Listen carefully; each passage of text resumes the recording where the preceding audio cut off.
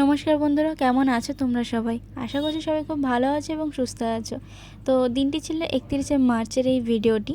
তো এই দিনটা আমাদের জন্য খুবই স্পেশাল একটা দিন ছিল, কেননা ভগবানের অশেষ আশীর্বাদে এবং তোমাদের সবার অনেক ভালোবাসায় আমরা হরিদ্বারে একটি নতুন খাবারের হোটেল খুলেছি। তো এই দিনটি তারই ছিল, এই দিনে আমাদের সত্যনারায়ণ পুজো ছিল। এটা তারই ভিডিওটা দিতে অনেকটাই দেরি হয়ে গেছে জানি, কেননা এর মাঝে অনেকটা কাজের প্রেশার ছিল, তার জন্য ভিডিওটা দিতে পারিনি এবং এডিট করার সময় পাইনি।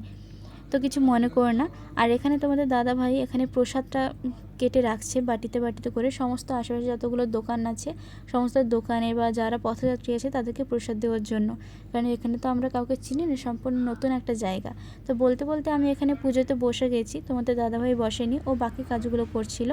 আর পাশে ব্রাহ্মণ মশাই আমাকে পুজোর প্রত্যেকটা নিয়মাবলী বলে দিয়েছিলেন। এবং এখানে না আমি আরেকটা জিনিস দেখলাম, মানে এখানকার প্রসাদ না আলাদা থাকে। মানে আমরা যেটা জানি যে সত্যনারায়ণ পুজোর সবথেকে মেন জিনিস থাকে সেটা হচ্ছে কি সিন্নি, কিন্তু এখানে সিন্নি ছাড়াও বাকি জিনিস আছে। এখানে সিন্নিটা কিন্তু নেই, সিন্নির বদলে এখানে আছে ওই যে গামলাতে দেখতে পাচ্ছ, ওখানে আছে দুধ, দই আর হচ্ছে গিয়ে বাতাসা আর মধু, এই সমস্ত জিনিস দিয়ে একটা মানে মিশ্রণ, ওটাকে চরণামৃত বলে, এখানে সিন্নি বলে না।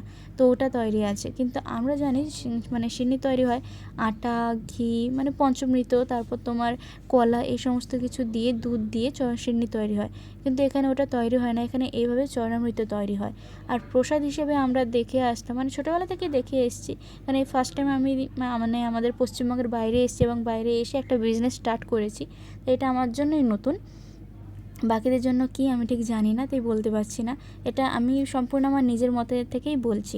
তো এখানে প্রসাদটা আলাদা, আমি ছোটোবেলা থেকে দেখে এসেছি আমাদের প্রসাদ, মানে ওদিকের দিকে প্রসাদ কেমন হতো, তোমার চিড়ে থাকতো, ছোলা থাকতো, বাতাসা, কাটা ফল, এই সমস্ত কিছু থাকতো, সমস্ত ফল মিশিয়ে থাকতো। কিন্তু এখানে না প্রসাদটা সম্পূর্ণ আলাদা। এখানে যে প্রসাদটা যে বাটিতে করে কেটে রেখেছে তোমাদের দাদাভাই, ওটাকে বলে কাসার। ওটা তৈরি হয় আটা, তারপর চালের গুঁড়ো, নারকেলের গুঁড়ো, চিনির গুঁড়ো, ঘি, এই সমস্ত মিশিয়ে ওই কাসারটা তৈরি হয়।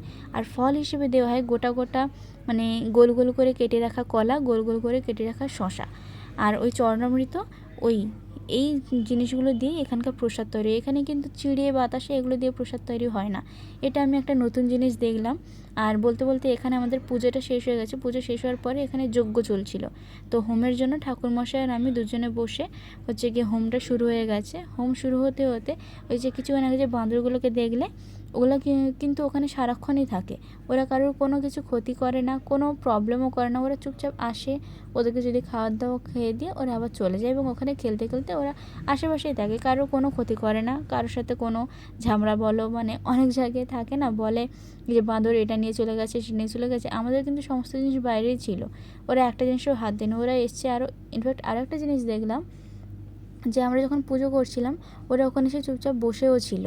সেটা আমি ক্যাপচার করতে পারিনি তখন, কারণ আমি পুজো করতে করতে ভিডিওগুলো তোমাদের দাদাভাই করেছে, তাই আমি এখন এডিটটা করে ছাড়ছি, নাহলে আমার মাথাতেও ছিল না যে ভিডিওটা করার কথা। তো যাই হোক, ঠাকুরের কৃপাতে আমরা একটা নতুন বিজনেস স্টার্ট করেছি, হোটেলের বিজনেস। সবাই খুব ভালোবাসা দিও এবং সবাই আশীর্বাদ করো যাতে আমাদের বিজনেসটা অনেক উন্নতির দিকে যায় এবং সবাই খুব ভালোভাবে আমরা কাজ করতে পারি। এবং তোমরা যারা যারা কলকাতা থেকে বা বিভিন্ন জায়গা থেকে আমার এই ভিডিওটা দেখছো, তারা যদি আমাদের এখানে হরিদ্বারে আসো, তো অবশ্যই আমাদের হোটেলে এসো। আমাদের হোটেলের নাম দিদির হোটেল।